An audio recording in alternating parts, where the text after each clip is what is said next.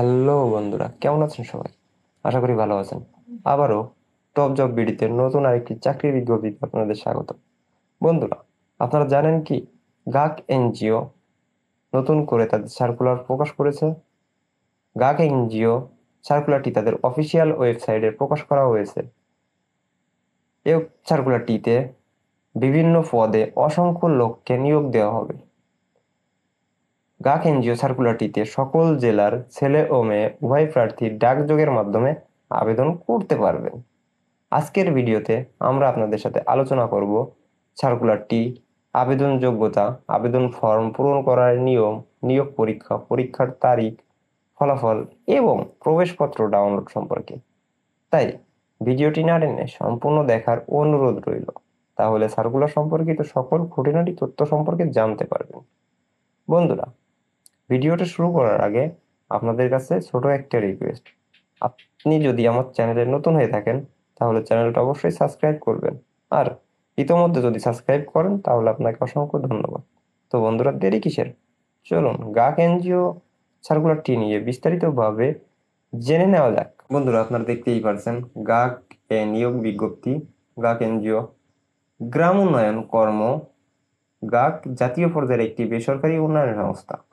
সংস্থাটি সুদীর্ঘ ৩০ বছর যাবৎ সমগ্র দেশে প্রায় ১০ লক্ষ পরিবারের মাঝে মাইক্রো ফাইন্যান্স কার্যক্রম সহ শিক্ষা, স্বাস্থ্য ও বিভিন্ন উন্নয়নমূলক কর্মসূচি বাস্তবায়ন করে আসছে। সংস্থার চলমান মাইক্রো ফাইন্যান্স কর্মসূচিতে নিম্নবর্ণিত পদে জনবল নিয়োগের জন্য আগ্রহী প্রার্থীদের নিকট থেকে দরখাস্তের আহ্বান করা যাচ্ছে। তো ১ নম্বরে যে পদটি থাকবে সেটি হলো সিনিয়র শাখা ব্যবস্থাপক। পদের সংখ্যা থাকবে ২৫টি। তাহলে সিনিয়র শাখা ব্যবস্থাপক পদের সংখ্যা থাকবে ২৫টি।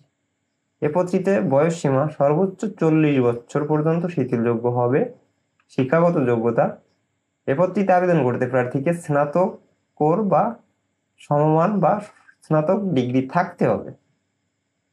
তাহলে শিক্ষাগত যোগ্যতা কি থাকতে হবে? স্নাতকোত্তর, সমমান বা স্নাতক ডিগ্রি থাকতে হবে। এবং জাতীয় পর্যায়ে ক্ষুদ্র ঋণ প্রতিষ্ঠান ঋণ কর্মসূচি শাখা ব্যবস্থাপক পদে ন্যূনতম ৩ বছর কাজ করার অভিজ্ঞতা থাকতে হবে।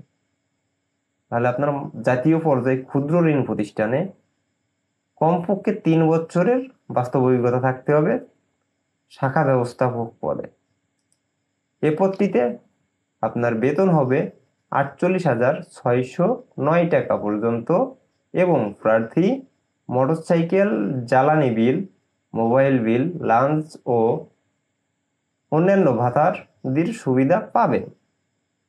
এছাড়াও প্রার্থীর লক্ষ্যমাত্রা অর্জনের সাপেক্ষে ২৪ থেকে ৩৩,০০০ টাকা পর্যন্ত ইনসেনটিভ পাওয়ার সুযোগ থাকবে এবং ফ্রি একক আবাসনের সুবিধাও থাকবে। তো বন্ধুরা, আপনারা বুঝতেই পারছেন। এরপর ২ নম্বর যে পদটি থাকবে সেটি হলো ফিল্ড অফিসার। এ পদটিতে পদের সংখ্যা থাকবে ১০০টি। বয়স সীমা সর্বোচ্চ ৩৫ বছর পর্যন্ত শিথিলযোগ্য হবে। শিক্ষাগত যোগ্যতা, এ পদটিতে আবেদন করতে প্রার্থীকে স্নাতক বা সমমানের ডিগ্রি থাকতে হবে এবং মাইক্রো ফাইন্যান্স কর্মসূচিতে ন্যূনতম ৫ বছরের কাজ করার বাস্তব অভিজ্ঞতা থাকতে হবে। মাসিক বেতন হবে পদটিতে ৩৫,৩৬০ টাকা পর্যন্ত এবং প্রার্থী মোটরসাইকেল, জ্বালানি বিল, মোবাইল বিল, লাঞ্চ ভাতা ও অন্যান্য ভাতাদির সুবিধা পাবেন। এছাড়াও লক্ষ্যমাত্রা অর্জনের সাপেক্ষে প্রার্থী ১৬ থেকে ২২,০০০ টাকা পর্যন্ত ইনসেনটিভ পাওয়ার সুযোগ থাকবে এবং ফ্রি আবাসনের সুযোগও থাকবে। এরপরে ৩ নম্বর যে পদটি থাকবে সেটি হলো ফিল্ড অফিসার। পদের সংখ্যা থাকবে ৪০০টি। বয়স সীমা সর্বোচ্চ ৩৫ বছর পর্যন্ত শিথিলযোগ্য হবে। শিক্ষাগত যোগ্যতা, এ পদটিতে আবেদন করতে প্রার্থীর শিক্ষাগত যোগ্যতা কমপক্ষে স্নাতক বা সমমানের ডিগ্রি থাকতে হবে এবং ৬ মাস শিক্ষানবিশকালীন মাসিক বেতন থাকবে ১৮,০০০ টাকা এবং মূল্যায়নের ভিত্তিতে শিক্ষানবিশকালীন সন্তোষজনক বিবেচিত হলে চাকরির নিয়মিতকরণের পর মাসিক বেতন হবে ৩০,০২২ টাকা পর্যন্ত। এবং এখানেও প্রার্থী মোটরসাইকেল জ্বালানি বিল, মোবাইল বিল, লাঞ্চ ভাতা, হার্ডশিপ ভাতা ও অন্যান্য ভাতাদির সুবিধা পাবেন। এছাড়াও লক্ষ্যমাত্রা অর্জনের সাপেক্ষে 16 থেকে 22,000 টাকা পর্যন্ত ইনসেন্টিভ পাওয়ার সুযোগ থাকবে। ফ্রি একক আবাসনের সুবিধাও থাকবে। যে সকল প্রার্থী মাইক্রো ফাইন্যান্স কর্মসূচিতে সংশ্লিষ্ট পদে ন্যূনতম 1 বছরের কাজ করার অভিজ্ঞতা রয়েছে তাদের ক্ষেত্রে শিক্ষানবিশকালীন শিথিলযোগ্য এবং যোগদানের পর থেকেই মাসিক বেতন পূর্ণাঙ্গ ভাতা প্রাপ্য হবে। যদি আপনার আগে অভিজ্ঞতা থাকে মাইক্রো ফাইন্যান্স কর্মসূচিতে কাজ করার, তাহলে আপনার শিক্ষানবিশকালীন শিথিলযোগ্য হবে এবং যোগদানের পর থেকে আপনি পূর্ণ বেতন ও ভাতা পাবেন। তো এরপরে 4 নম্বরে যে পদটি থাকবে সেটি হলো জুনিয়র ফিল্ড অফিসার। এ পদটিতে পদের সংখ্যা থাকবে 100টি। বয়স সীমা কমপক্ষে 25 থেকে 35 বছরের মধ্যে হতে হবে। এ পদটিতে শিক্ষাগত যোগ্যতা এইচএসসি বা সমান পাস হতে হবে। এ পদটিতে 6 মাস শিক্ষানবিশকালীন মাসিক বেতন হবে 16,000 টাকা। মূল্যায়নের ভিত্তিতে শিক্ষানবিশকালীন সন্তোষযোগ বিবেচিত হলে চাকরির নিমিত্তকরণের পর মাসিক বেতন হবে 28,025 টাকা পর্যন্ত। এখানেও প্রার্থী মোটরসাইকেল জ্বালানি বিল, মোবাইল বিল, লাঞ্চ ভাতা, হার্ডশিপ ভাতা ও অন্যান্য ভাতাদির সুবিধা পাবেন। এছাড়াও লক্ষ্যমাত্রা অর্জনের সাপেক্ষে প্রার্থী 16 থেকে 22,000 টাকা পর্যন্ত ইনসেন্টিভ পাওয়ার সুযোগ থাকবে এবং ফ্রি একক আবাসনের সুবিধাও এখানে থাকবে। যে সকল প্রার্থী মাইক্রো ফাইন্যান্স কর্মসূচিতে সংশ্লিষ্ট পদে ন্যূনতম 2 বছরের কাজ করার অভিজ্ঞতা রয়েছে তাদের ক্ষেত্রে শিক্ষানবিশকালীন শিথিলযোগ্য এবং যোগদানের পর হতে মাসিক পূর্ণ বেতন ও ভাতা প্রাপ্য হবেন। এরপর 5 নম্বরে যে পদটি থাকবে সেটি হলো মনিটরিং অফিসার। পদের সংখ্যা থাকবে 10টি। বয়স সীমা কমপক্ষে 25 থেকে 35 বছরের মধ্যে হতে হবে। শিক্ষাগত যোগ্যতা যে কোনো বিষয়ে স্নাতকোত্তর পাস হতে হবে। তবে প্রার্থী যদি বাণিজ্যে স্নাতকোত্তর ডিগ্রিধারী হন সেক্ষেত্রে প্রার্থীকে অগ্রাধিকার দেওয়া হবে। ঋণ কার্যক্রম পরিচালনাকারী প্রতিষ্ঠান মাইক্রো ক্রেডিট কর্মসূচিতে মনিটরিং অডিট অফিসার হিসেবে ন্যূনতম 3 বছর কাজ করার বাস্তব অভিজ্ঞতা থাকতে হবে। মাসিক বেতন অভিজ্ঞতার ভিত্তিতে সর্বসাকুল্যে সর্বোচ্চ 30,000 টাকা পর্যন্ত প্রার্থী মোবাইল বিল সহ পাবেন। মাসে 15 থেকে 18 দিনের শাখা পর্যায়ে অবস্থান করে ফিল্ডের কার্যক্রম মনিটরিং করতে হবে। এরপর 6 নম্বরে যে পদটি থাকবে সেটি হলো অ্যাসিস্ট্যান্ট অ্যাকাউন্ট অফিসার। এ পদটিতে পদের সংখ্যা থাকবে 50টি। বয়স সীমা সর্বোচ্চ 35 বছর পর্যন্ত শিথিলযোগ্য হবে। শিক্ষাগত যোগ্যতা ন্যূনতম বিকম বা বিবিএস ডিগ্রি থাকতে হবে। শাখা অবস্থান করে সফটওয়্যারের মাধ্যমে দৈনিক আর্থিক লেনদেন সংক্রান্ত যাবতীয় হিসাব পরিচালনা ও সংরক্ষণ করতে হবে। 6 মাস শিক্ষানবিশকালীন মাসিক বেতন হবে 18,000 টাকা।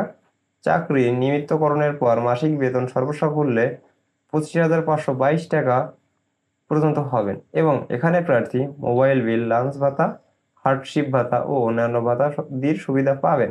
এছাড়াও লক্ষ্যমাত্রা অর্জনের সাপেক্ষে 16 থেকে 22,000 টাকা পর্যন্ত ইনসেন্টিভ পাওয়ার সুযোগ থাকবে এবং ফ্রি একক আবাসনের সুবিধাও রয়েছে।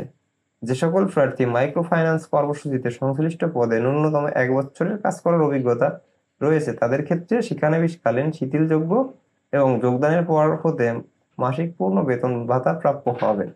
যদি আপনার আগে কাজ করার অভিজ্ঞতা থাকে তাহলে আপনি শিক্ষানবিশকালীন শর্তটি আছে সেটা আপনার লাগবে না। আপনার শিক্ষানবিশকালীন ওটা শিথিলযোগ্য হবে এবং আপনি চাকরিতে জয়েন করার পর থেকে আপনার পূর্ণ বেতন এবং ভাতাদির সুবিধা পাবেন। এছাড়াও অ্যাসিস্ট্যান্ট অ্যাকাউন্ট অফিসার ন্যূনতম 50 জন এমনই সদস্যের মাইক্রো ফাইন্যান্স কার্যক্রম পরিচালনা করলে মাসে 2 থেকে 5,000 টাকা পর্যন্ত দায়িত্ব ভাতা প্রাপ্য হবেন।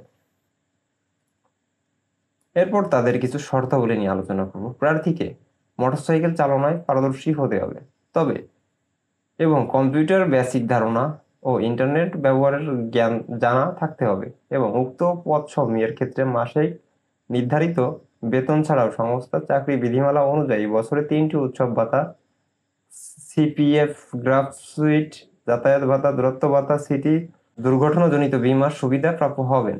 আগ্রহী প্রার্থীদের আগামী 31 আগস্ট 2024 তারিখের মধ্যে 2 কপি পাসপোর্ট সাইজের রঙিন ছবি, পূর্ণাঙ্গ জীবন বৃত্তান্ত, মোবাইল নম্বর, শিক্ষাগত যোগ্যতা ও জাতীয় পরিচয়পত্রের সত্যায়িত ফটোকপি, অভিজ্ঞতা, উচ্চতা, ওজন উল্লেখপূর্বক 2 জন পরিচয় প্রদানকারী নাম এবং মোবাইল নম্বর সহ আবেদনপত্রের খামের উপর পদের নাম, নিজ জেলা ও পরীক্ষার কেন্দ্রের নাম উল্লেখ সহ কোঅর্ডিনেট মানব সম্পদ বিভাগ, গ্রাম উন্নয়ন কর্ম বা গাক প্রধান কার্যালয়, গাক টাওয়ার, বনানী, বগুড়া বরাবরের আবেদন প্রেরণ করতে হবে।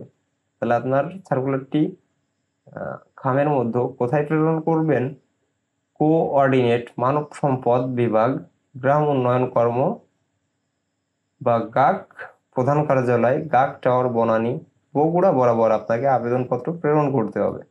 শুধুমাত্র বাছাইকৃত প্রার্থীকেই নিয়োগ পরীক্ষায় অংশগ্রহণের জন্য মোবাইল ফোনে SMS এর মাধ্যমে জানানো হবে। উক্ত পদসমূহে নারী প্রার্থীদের আবেদনের জন্য উৎসাহিত করা হচ্ছে। বিদ্রোহ ঢাকা, চট্টগ্রাম, ময়মনসিংহ, সিলেট, খুলনা বিভাগের কাজ করতে আগ্রহী প্রার্থীগণ নিয়োগের ক্ষেত্রে অগ্রাধিকার পাবেন। বাছাইকৃত প্রার্থীদের নিয়োগ পরীক্ষা যশোর, ঢাকা ও বগুড়ায় অনুষ্ঠিত হবে। বন্ধুরা, সার্কুলারটি নিয়ে যদি আরও বিস্তারিত জানার থাকে তাহলে আপনি তাদের অফিসিয়াল ওয়েবসাইট ভিজিট করতে পারেন এবং বিস্তারিতভাবে দেখে নিতে পারেন।